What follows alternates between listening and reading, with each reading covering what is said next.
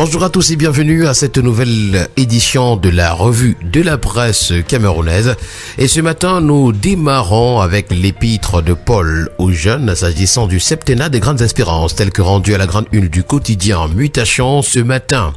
Dans son message à la jeunesse, le chef de l'État promet de nommer des jeunes au gouvernement à la tête des sociétés d'État et à les investir davantage pour des mandats électifs en 2026. Paul Biya annonce à nouveau des réformes prochainement pour assurer un meilleur fonctionnement de l'État. Nous avons le messager qui, pour sa part, revenant sur ce discours à la jeunesse, nous parle d'un PP déconnecté.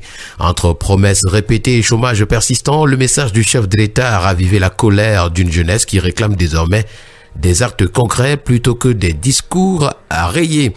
Nous continuons avec Cameroun Tribune qui, pour sa part, reprend les paroles du président Paul Biya à la jeunesse. « Je ne cesserai jamais de me soucier de vous ».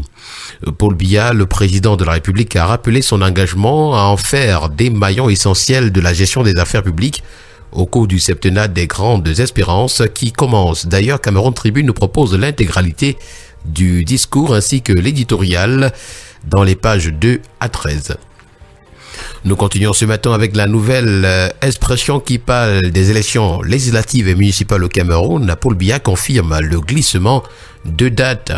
Dans son message à la jeunesse, il a en passant parlé du report des élections locales, ignorant royalement la loi selon la nouvelle expression et en confirmant de ce fait le scénario qui se dessinait déjà, alors que le délai de convocation du corps électoral est dépassé sans aucun signe d'étourdie.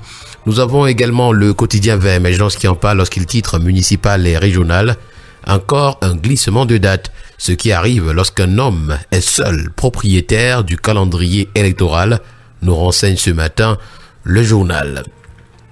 Le quotidien, l'étudiant pour sa part, parle également de ce discours et nous renseigne que le président Paul Biya a appelé les jeunes à faire preuve de persévérance et à ériger l'esprit d'entrepreneuriat en priorité dans un contexte où les attentes restent élevées face aux défis de l'emploi, de la formation et de la participation à la vie publique. C'est à retrouver ce matin à la page 2 du journal. Expression économique, l'hebdomadaire nous renseigne que Paul Biya promet des postes de DG et ministre aux jeunes.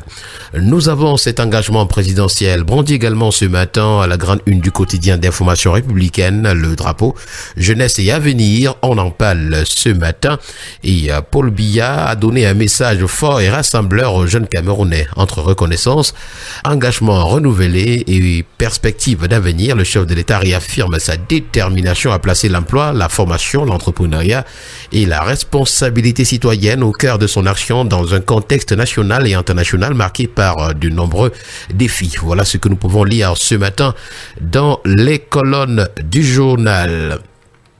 Nous continuons ce matin avec le quotidien régional d'information du Nord Cameroun qui, pour sa part cependant, ce matin nous conduisant dans le Grand Nord, nous présente les 11 plaies de la jeunesse. C'est à retrouver avec défi actuel. Le premier news magazine camerounais ce matin, on parle d'électricité plutôt. La fraude cause 60 milliards de francs CFA de pertes par an, nous renseigne le journal.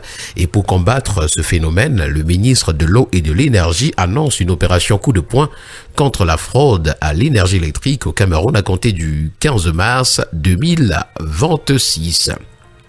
L'observateur du Septentrion nous conduit pour sa part ce matin dans la localité de Kolofata où un incendie ravage un site de déplacés internes. Parlons santé avec le quotidien Éco-Santé ce matin. Vaccin contre la polio, c'est une nouvelle campagne dans 4 régions dès ce jour qu'on retrouve. Et face à la détection de nouveaux cas de poliovirus variant en 2025, le Cameroun relance la riposte vaccinale dans 4 régions à haut risque, l'Adamawa, l'Est, l'extrême nord et le nord. Du 12 au 15 février 2026, plus de 3,9 millions d'enfants de moins de 5 ans sont ciblés pour renforcer l'immunité collective et stopper la circulation du virus. Nous continuons ce matin avec le tri-hebdomadaire La Météo qui parle de contrebande dans le secteur artisanal de l'or. C'est le Minmid qui siffle la fin de la récréation.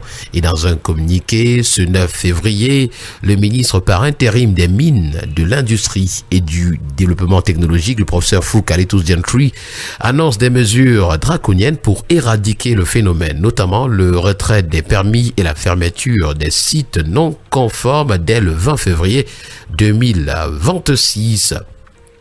Le quotidien Le Jour nous conduit à la SRC ce matin où il recouvrait les dettes et se servait en même temps. L'analyse du rapport de la Chambre des comptes de la Cour suprême à la suite d'un audit des exercices de 2018 à 2022 nous en fait cas ce matin. Avec le quotidien Eco News, on parle de l'autoroute Yaoundé-Douala. C'est le ministre des Travaux publics qui est à l'épreuve de l'ingénierie financière pour sa phase 2.